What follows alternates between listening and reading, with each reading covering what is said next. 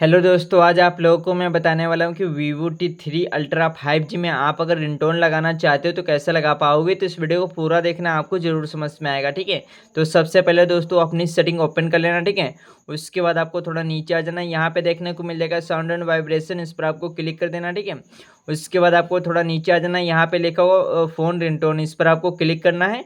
आप लोग यहाँ से अपने पसंद की रिंगटोन लगा पाओगे। ठीक है दोस्तों, अपने पसंद की लगा सकते हो। ठीक है, जो भी अच्छी लगे वो लगा सकते हो। उसके बाद बैक आ जाना है।